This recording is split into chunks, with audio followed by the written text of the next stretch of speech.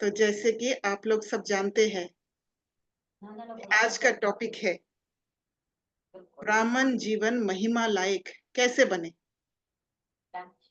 इस संगम युग में ही हम ब्राह्मण बने हैं। हमने कुछ किया होगा जिसके कारण पूरा कल्प में ब्राह्मणों का इतनी महिमा होते हैं। भले थोड़ा सा समय के लिए पवित्र रहते हैं, पर फिर भी सारे वर्णों में से वो चोटी में है। तो सबसे पहले हम समझेंगे कि ब्राह्मण ऐसे कैसे क्या किया है जो चोटी में पहुंचे हैं। तो इस गुप्त युग में हमारा जो ब्राह्मण का पद है वो है गुप्त। किसी को भी पता नहीं है कि ये गुप्त रूप में हम सब ब्राह्मण बने हैं। दुनिया को पता नहीं है कि हम ब्राह्मण हैं। भले ब्रह्मा कुमारी जानते हैं, ओम शांति बोलकर बोलते हैं, पर ये जो गुप्त टाइटल हमारा है, ब्रह्मा मुख वंशावली, हम ब्राह्मण हैं, वो गुप्त जो टाइटल है वो टाइटल हमें कहाँ ले जा रहे हैं। एक पुल बन रहा है जहां से हम साधारण मनुष्य से देवी देवता बनते हैं। और वहां पर वो जो सुपर हीरो है, भगवान शिव बाबा, हमें बना रहे हैं। हर पल, हर समय शिव बाबा का पावर हमारे साथ है। और ये ब्राह्मण जीवन जरूरी है सत्युग निर्माण के लिए। अगर ब्राह्मण जीवन नहीं है, ब्राह्मण जीवन ही वो स्टेज है जिस स्टेज में हम सीखते हैं कैसे देवी देवता बनते हैं। इसीलिए ब्राह्मण जीवन, ब्राह्मण का जो पद है उसको चोटी में रखा गया है। और ये ब्राह्मण को ही पूरा चक्र में, पूरा साइकिल में, पूरा मूवी में बहुत इज्जत के साथ रखा हुआ है, बहुत इज्जत दिया गया है। भले अल्प समय के लिए पवित्र रहते हैं द्वापर में और द्वापर के बाद, पर फिर भी ब्राह्मण को ही देवी देवता जो मंदिरों में पूजा जा रहा है उनसे सबसे करीब का रिश्ता माना जाता है। देवी देवता के बाद ब्राह्मण को ही रखा गया है, क्योंकि वो लोग जानते हैं कि ब्राह्मण ही वो जरिया बनते हैं जो साधारण मनुष्य को देवी देवता के साथ जोड़ सकते हैं या भगवान के साथ जोड़ सकते हैं। ये भी माना गया है कि ब्राह्मण ही वो सब विधि विधान जानते हैं कैसे देवी देवता को खुश किया जा सकता है। क्योंकि यही माना गया है कि देवी देवता जब खुश होते हैं तब हमें कुछ मिलेगा। तो ब्राह्मण और जो देवी देवता का रिश्ता है वो रिश्ता गुप्त रूप में रह गया है, क्योंकि देवी देवता जो है सदा के पूज्य स्थिति में है। उनको बनाया गया है और वो संपूर्ण स्थिति है देवी देवता। पर ये जो ब्राह्मण और देवी देवता के बीच में जो रिश्ता है, जो असली रिश्ता है, वो हमें वो सुपर हीरो ही आके बताया है। वो है हमारा शिव बाबा। अब हम समझेंगे महिमा। महिमा किसको कहते हैं? महिमा तभी हम करते हैं जब कुछ अलग घटना होता है, जहां हम अनुमान नहीं लगा पाए, जो चीज हम सोच भी नहीं सकते हैं, ऐसा कुछ चमत्कार जब हो जाता है और वो चमत्कार में हमारे अंदर एक भरोसा आ जाता है, कोई भी दुख से निकलने का, कुछ पाने का उम्मीद आ जाता है, तब उस घटना का महिमा करते हैं, या उस इंसान का या उस अ, पद का महिमा करते हैं। और महिमा के पीछे प्राप्ति की आशा जरूर दिखता है। महिमा तब होता है जब कुछ अनहोनी होता है। ऐसे नहीं है कि ये बहुत आसानी से मिल जाता है, जब समझ में आता है कि ये कभी पाया ही नहीं जा सकता था, पर वो हो गया है। और वो होता है आर्ट ऑफ बैलेंस द्वारा, एक संतुलन पाने के बाद वो मिलता है। और वो संतुलनता को मेंटेन करने के लिए उसमें लगातार खेती करना जरूरी है। तो महिमा के लिए, असंभव को संभव बनाने के लिए एक लगातार खेती करना जरूरी है। क्योंकि ये जो महिमा है, ये महिमा भी एक ताकत है, जो ताकत आगे उस मंजिल तक पहुंचाने में मदद करते हैं। और महिमा में कोई ऊंची शक्ति का मौजूद होना दर्शाता है। जिसकी महिमा होते हैं, जो वो असंभव को संभव करके दिखाते हैं, वो अगर कोई इंसान है तो वो इंसान, साधारण मनुष्य अकेले नहीं कर सकते हैं, जब तक ना एक कोई अलग से शक्ति हो, जो शक्ति वो मदद देते हैं। और जब भी महिमा करते हैं, जिसकी महिमा करते हैं, उसको भी शक्ति मिलता है, और जो महिमा करते हैं उनको भी शक्ति मिलती है। इसलिए शिव बाबा कहते हैं कि रोज शिव बाबा का महिमा करो, क्योंकि उसमें ताकत मिलता है। और इस महिमा में एक गुप्त भरोसा होता है कि जो भी घटना हो रहा है, जो भी चमत्कार हो रहा है, इसमें कुछ हमारे लिए बहुत अच्छा होगा, हमें कुछ सुकून देने वाला बात होगा। इसीलिए महिमा करने, जिस घटना को महिमा किया जाता है, वो प्रश्न से भी पार वाला स्थिति होता है। एक उम्मीद, एक आशा होता है आगे बढ़ने के लिए। और महिमा तब होती है जब आप उस क्षेत्र में पहुंच जाते हो जहां एक अलग से एक शक्ति उस असंभव को संभव कर देते हैं। तो हमने ब्राह्मण के बारे में जाना, हमने महिमा के बारे में जाना। तो ब्राह्मण वो सीढ़ी है जो देवी देवता से जोड़ते हैं। इसीलिए हम थोड़ा बहुत उस पूज्य स्थिति के बारे में भी जानना जरूरी है। और वो पूज्य स्थिति जो है, वो है संपूर्ण स्थिति, जो संगम युग में पुरुषार्थ करके हमने पाया है। उसमें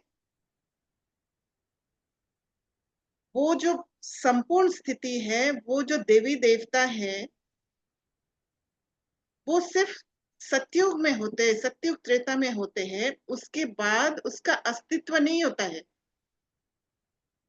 पर उस संपूर्ण स्थिति में इतना भरोसा इसी संगम युग में होने के कारण उस ब्राह्मण के रूप में जो हम कदम उठाते हैं, जिस कारण हमारी महिमा होती है, वो भरोसा के कारण, वो जब अस्तित्व नहीं था, देवी देवता थे ही नहीं, एक मूर्ति के रूप में पूजा जाता था, तो भी भरोसा किया है। जो पुजारी है, उन देवी देवताओं की मूर्ति के आगे झुक के पूजा करके अपने जीवन को सुंदर बनाने की कोशिश किया है, मन को शांत करने की कोशिश किया है। तो प्रश्न से पार वाली भक्ति हुआ। पुजारी से ऊपर ये पूज्य स्थिति है, क्योंकि जब पुजारी पूज्य पूज्य के आगे जाते हैं तो एक तुलनात्मक स्थिति में आ जाते हैं। ऐसे समझ में आ जाता है कि हम नीच है, ये बहुत ऊंचा है। ये समझ में आता है कि देवी देवता ने वो मंजिल तक पहुंचे हुए हैं। तो ये ऊंच नीच का एक स्थिति हो जाता है। इसलिए जो पुजारी है, वो पुजारी पूज्य से शक्ति प्राप्त करने की कोशिश करते हैं, क्योंकि वो जो सुपर हीरो उस समय उनको महसूस नहीं कर पाते थे। इसीलिए सामने जो देवी देवताओं की मूर्ति थे, उनसे ही शक्ति प्राप्त करने की इच्छा से, मांग से जाते थे।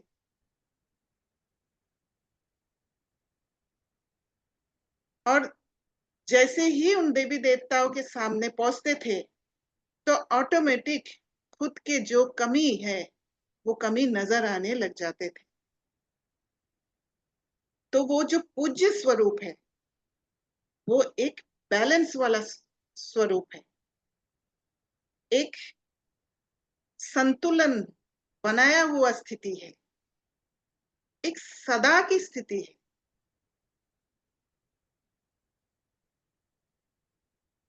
और देवी देवता जो है, वो पवित्रता का स्थिति पा चुके हैं।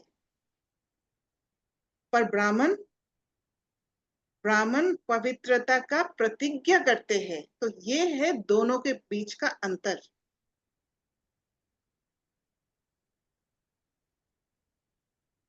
तो ब्राह्मण क्या है?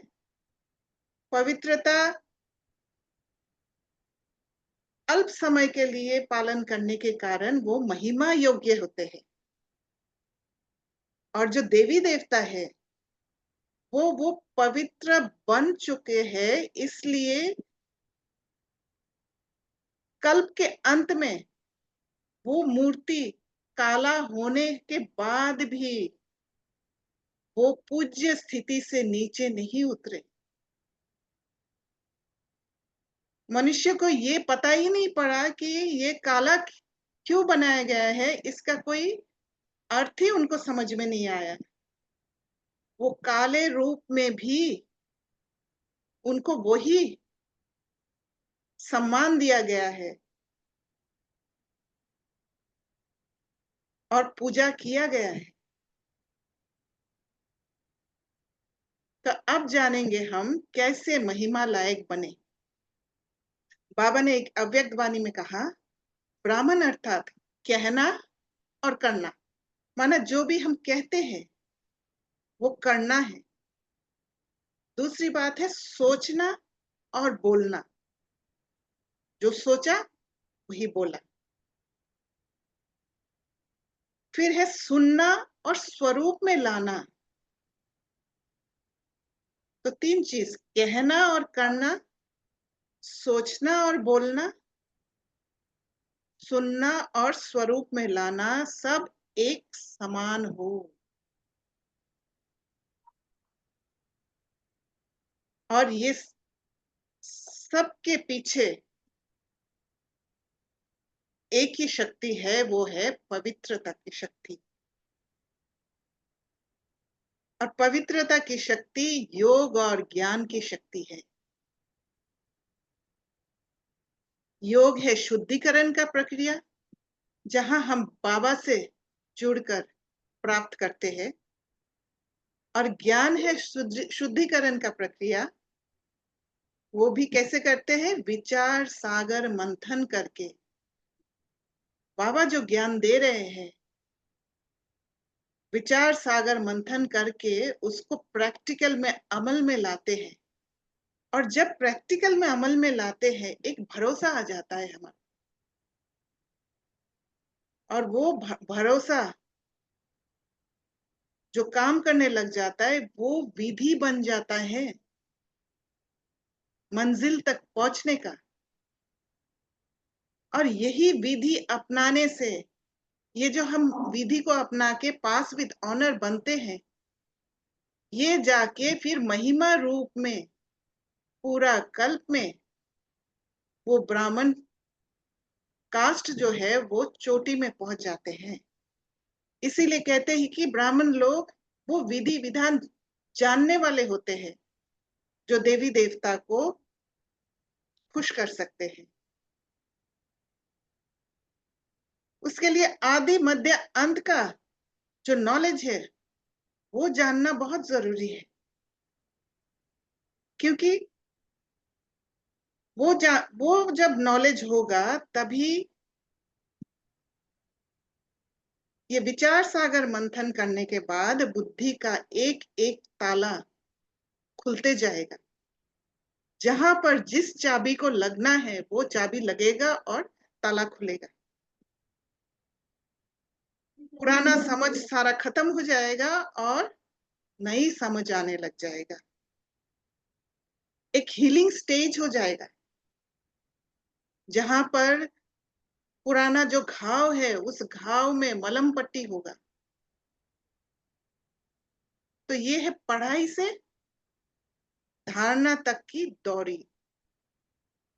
पढ़ाई करते हैं, पढ़ाई करके उसके ऊपर विचार सागर मंथन करके उसको अच्छी तरह समझ के फिर प्रैक्टिकल में उसको अप्लाई करके जब रिजल्ट मिलता है, तो धारणा हो जाती है। और वो एक दिन का नहीं है, वो बार बार करना होता है। फिर उससे सेवा हो जाती है। फिर सेवा भी जब होता है, तब आशीर्वाद मिलता है, और वो आशीर्वाद फिर हमारे लिए फिर से ताकत बन जाता है, क्योंकि आशीर्वाद द्वारा हमें ताकत मिलता है। और ये सारे चीजों के लिए, महिमा योग्य बनने के लिए जो भी हमें करना है, उसके लिए हमारा जो वातावरण है, वो वातावरण होना जरूरी है, एकांत का। अब हम समझेंगे कैसे इस प्रोसेस को, ये जो ब्राह्मण जीवन में पास विद ऑनर बनना है, एक हमें ड्रामा के सीन का, परिस्थितियों का एक प्लेटफॉर्म बना है। जहां से आप लोगों ने देखा होगा कि फैशन शो होता है तो रैंप वॉक होता है।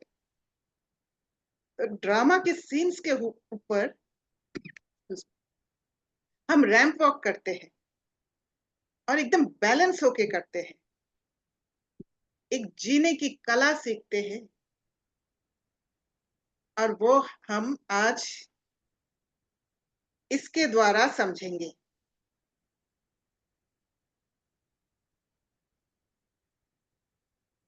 बाबा ने एक मुरली में कहा था, भक्ति ब्राह्मणों की रात है। तो ये जो दो रिंग्स दिख रहा है, इसको अलग अलग तरीका से हम समझ सकते हैं। ये बेहद का खेल चल रहा है, जिस खेल में हमें खुद के लिए खड़ा होना जरूरी है। अंदर के जो हलचल है, उस हलचल को शांत करके खुद को बचाना है। तो हम कह सकते हैं, एक ये भी एक ड्रामा का सीन, और ये भी एक ड्रामा का सीन। या हम कह सकते हैं, ये कलयुग है, ये सतयुग है। ये पुराना संस्कार है, ये नया संस्कार है। ये पुराना समझ है, ये नया समझ है। और ये देह अभिमान है, ये आत्मा अभिमान है। तो ये सब चीज साइकिल के हिसाब से घूमते हैं। तो आज हम ड्रामा के सीन्स के बारे में समझेंगे, कैसे हमें एक एक चीज में पास विद ऑनर बनना है।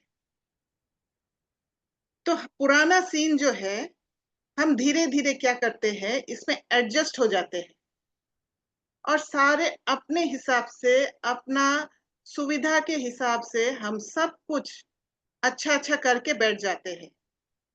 फिर अचानक क्या होता है, एक नया सीन एंटर करता है।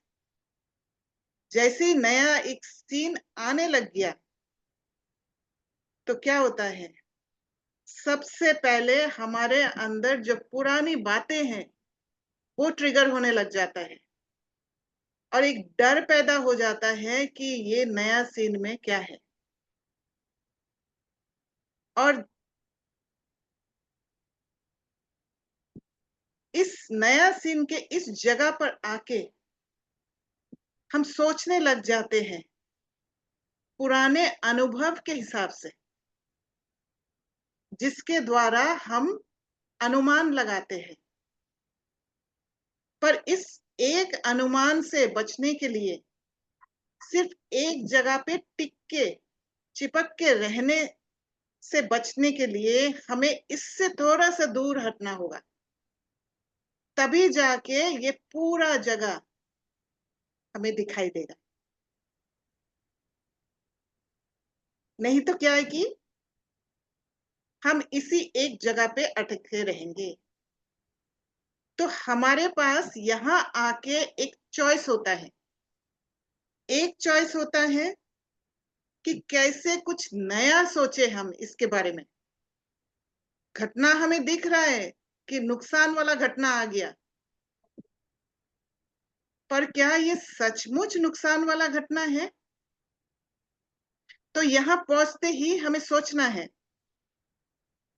तो हमारे पास चॉइस हमेशा होता है कि नए रास्ता ढूंढे या पुराना जो हमारा अनुभव है उसी में टिके रहे।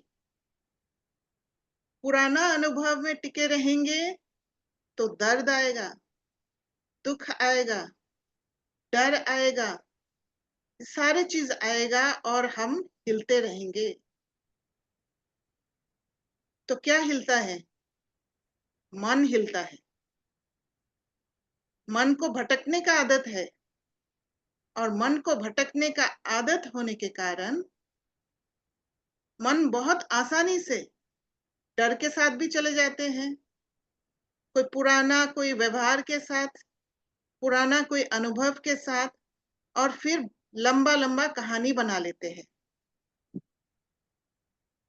पर अगर ब्राह्मण जीवन को महिमा लायक बनाना है तो हमें एक जगह पर चिपक के नहीं रहना है, क्योंकि यही है माया का जीत।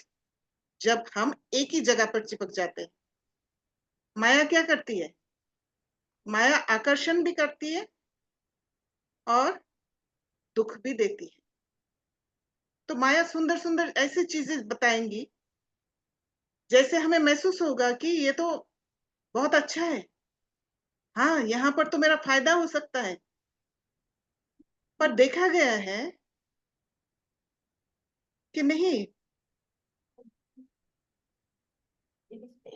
साथ में बहुत सारे धोखे वाला सीन भी आता है। और वो धोखे वाला सीन जो है, फिर हमें भटका देते हैं। दूसरी तरफ माया दुख वाला सीन लेकर आएगी,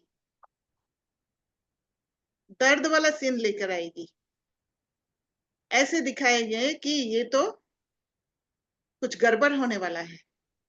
तो दो तरह का माया काम करती है।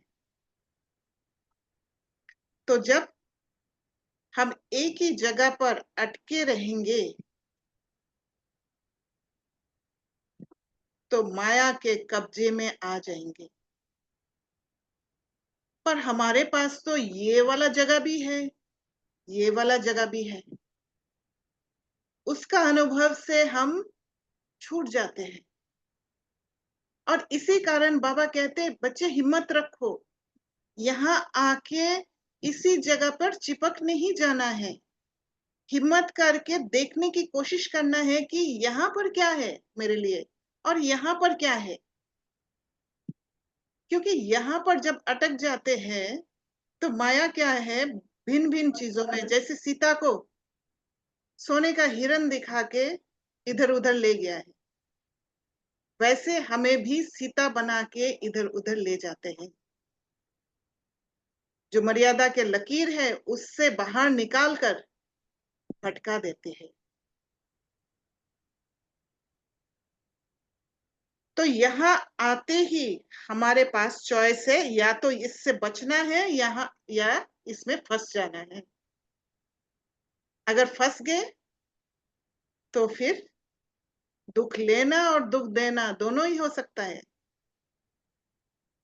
और दोनों ही फिर से हमारे जो दिल के अंदर घाव बनने का निमित्त बन जाती। इसलिए यहां से जब हिम्मत करके छूटते हैं हम, और ये जो चिपकने वाला जगह है, ये चिपकने वाला जगह तक हम तभी पहुंचते हैं जब हम कर्मेंद्रियों के वश में हो जाते हैं। क्योंकि कर्मेंद्रिय ही दिखाते हैं कि ये घटना होने वाला है, ये ऐसे हो रहा है। किसी एक बहन ने मुझे अनुभव शेयर किया था। घर में बहुत अशांति है, माताजी, पिताजी, भाई सब बहुत अशांति करते हैं, और वो हिलते रहती है क्योंकि वो अकेली ही ज्ञान में चलती है। तो जब ऐसे सिचुएशन आते हैं तो फिर वो हिल जाती थी और यहाँ पर चिपक जाती थी, क्योंकि वहां दिख रहा था कि मुझे इस घर में नहीं रहना है, मुझे बाहर कहीं चले जाना है, मैं नहीं रह सकती। ये लोग कभी बदलने वाला नहीं है, क्योंकि ये सारे चीज ये कब बदलेंगे, कब समझेंगे, ये सारा प्रश्न में हम एक जगह पे अटक जाते हैं। और यहाँ पर अटकने के कारण, जहां आप अटकते हो वैसा ही दूसरा सीन नजर आती है, अच्छा वाला सीन। वो भी माया का आकर्षण है, पर क्योंकि हम माया के हाथ में प्रभावित हो चुके हैं, कर्मेंद्रिया हमारा हमें दिखाना शुरू कर दिया है, तो इसलिए इसका जो सामने वाला परिस्थिति वो दिखाई दे रहा था कि अगर मैं, वो बहन कह रही थी, अगर मैं समर्पित हो जाऊं तो इनसे बच जाऊंगी, या मैं दूसरा देश में चली जाऊं तो मैं इससे बच जाऊंगी। पर क्या ब्राह्मण कभी परिस्थिति से बच सकते?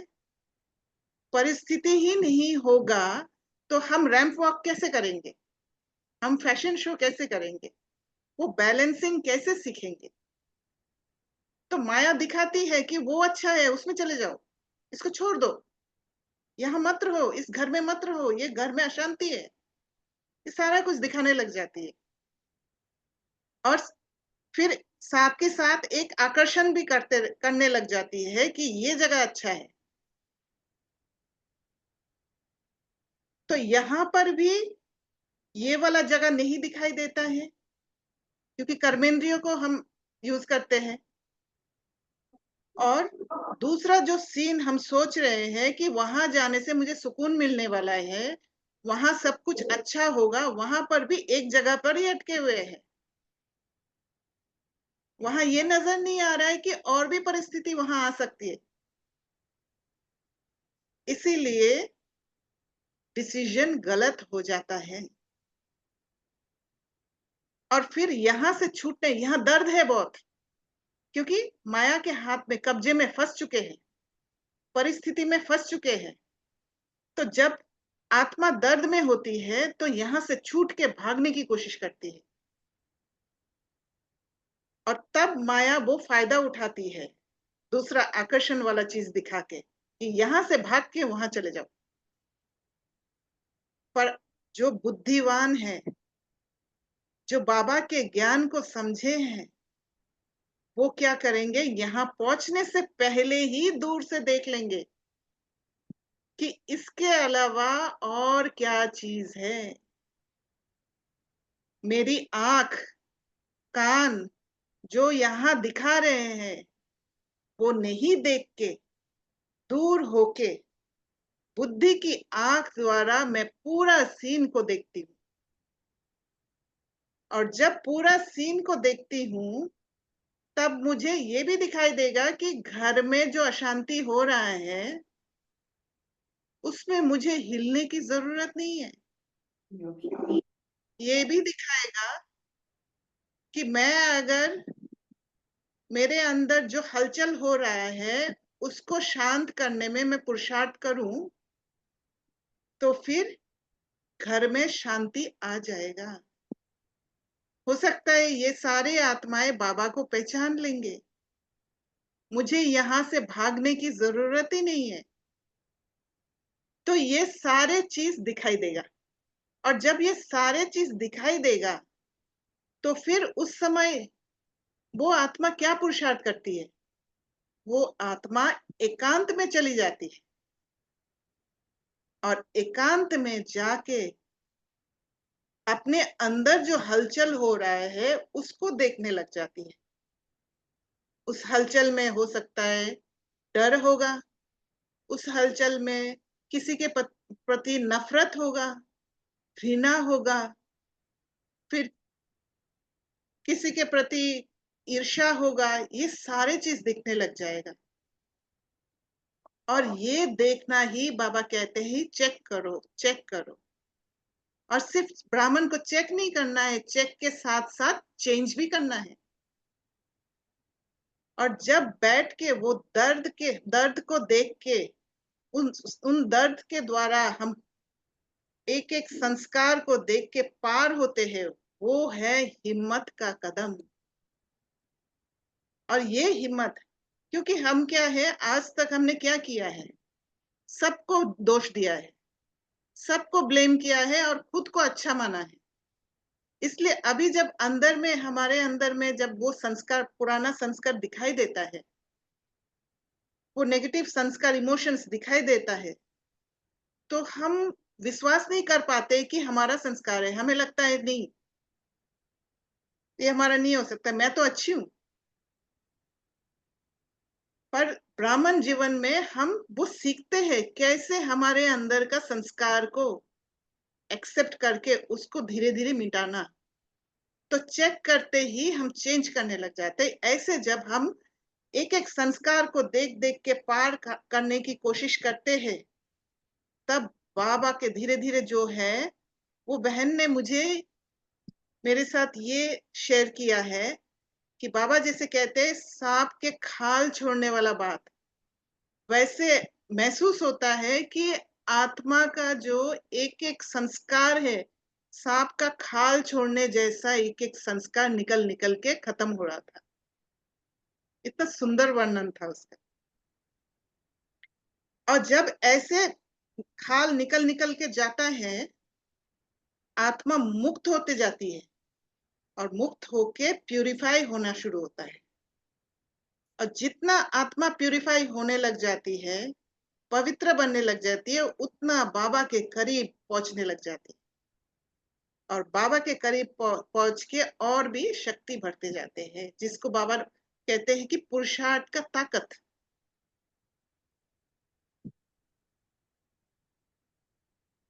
तो यहाँ पर ये जो चेक एंड चेंज वाला है, जो एकांत में बैठ के हम इस जगह पर एंटर किया है, वो जो शक्ति मिलता है, वो जो अच्छे चीज हमें दिखाई देने लग जाते हैं। जो माया दिखा रही है वो नहीं देखते हैं, हम समझ जाते हैं माया को। और बाबा जो सिखा रहे हैं, वो सुपर हीरो का एंट्री होने के कारण हमारे अंदर जो परिवर्तन होता है, वो सारे पुराने संस्कार जो वैश्यालय से शिवालय बनने में मदद करते हैं, उस जोन में एंट्री हो जाता है। ऐसे लगातार जब एक एक परिस्थिति में ऐसे पुरुषार्थ करते हैं हम, तो फिर धीरे धीरे ये पवित्र जगह पर हम पहुंच जाते हैं। और ये कमल पुष्प का एक एक पंखुड़ी है, वो धीरे धीरे हम जमा करते जाते हैं, पवित्र बनते जाते हैं, आत्मा प्योर होती जाती है और देह अभिमान से आत्मा अभिमानी स्थिति में पहुंचने लग जाती है।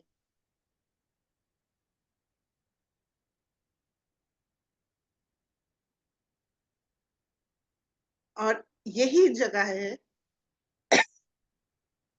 जो संगम युग है, इधर कलयुग, इधर सतयुग। और ये संगम युग है जहां पर शिव बाबा आके हम ब्राह्मणों को बैलेंस करना सिखाते हैं और बैलेंसिंग द्वारा एक एक संस्कार, पुराना संस्कार को मिटाकर नए संस्कार जब हम अपनाते हैं, जब असंभव को संभव करते हैं, असंभव को संभव करना माना एक नया सीन लाना, और नए सीन लाना माना पुराना को भूल जाना। कभी भी देखना, जो नया सीन आपको सुकून देता है, जो नया सीन आपके अंदर एक संतुष्टता लाते हैं, तो आप पुराना को बहुत आसानी से छोड़ देते हो। कोई भी चीज, एक नई चीज बहुत सुंदर आपको मिल जाता है, वैसा ही एक पुराना चीज भी है, तो आप पुराने को बहुत जल्दी छोड़ देते हो। तो इसीलिए माया के वश में नहीं आके, कर्मेंद्रियों के वश में नहीं आके, जब बुद्धि की आंख से उस सीन को हम पूरी तरह, पूरा सीन को हम देखते हैं, तो फिर एक नया संस्कार बना लेते हैं, जो वो है आत्मा का निजी संस्कार, जिसमें आत्मा का गुण, शक्ति, सब कुछ मौजूद होता है। और वो आत्मा अभिमानी स्थिति में हम किसी को दोष नहीं देते हैं, ना खुद को क्रिटिसाइज करते हैं, ना खुद को गलत ठहराते हैं, और बाप समान बनते हैं। तो ये पुरुषार्थ हमने इस गुप्त संगम युग में करने के कारण ब्राह्मण पूरा कल्प में महिमा लायक बने हैं। तो यही वो प्रोसेस है जिस प्रोसेस द्वारा एक एक संस्कार को मिटा के पवित्र बनकर, जो वो पुल बना हुआ है साधारण मनुष्य से देवी देवता बनने का, वो पुल को जैसे पार करते हैं, दिव्य संस्कार सारे हमारे अंदर आ जाते हैं। अच्छा, ओम शांति। आप लोगों को कुछ प्रश्न हो तो पूछ सकते हैं, क्योंकि 15 मिनट और बाकी है। इन 15 मिनट में कुछ और समझना हो, आशा है कि आप लोग ये वाला जो कंसेप्ट है उसको समझ में आया होगा, और आप लोग अपने जीवन में इसको करके देखना कि कैसे क्या होता है। क्योंकि बहुत चीजों में हम आकर्षित हो जाते हैं और बहुत चीजों में हम जो अच्छाई है वो देख नहीं पाते हैं। वही देखने का आदत करना है, बुद्धि की आंख से, ना कि कर्मेंद्रियों के वश से, ना कि दूसरे के बातों में आके। क्योंकि दूसरे के बातों में आना भी बहुत आसान है, दूसरे का राय लेना, दूसरे की बुद्धि से कार्य करना बहुत आसान होता है। किसी ने राय दे दिया तो हमें बहुत अच्छा लगता है, क्योंकि हमारे अंदर भी वो संस्कार है और उनके अंदर भी वो संस्कार है, तो मैच हो जाता है और हमें लगता है हाँ ये सही रास्ता है। पर फिर भी एकांत में बैठ के एक बार सोचना है कि क्या ये रास्ता मेरे लिए ठीक है, क्या ये रास्ता श्रीमत अनुसार है? ये प्रश्न जरूर करना है, करके सोच समझकर ही कदम उठाना है, तभी जाके पास विद ऑनर बनेंगे।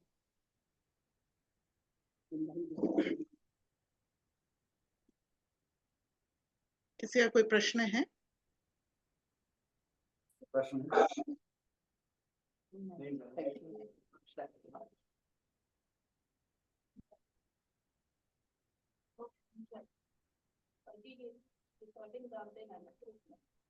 हाँ जी।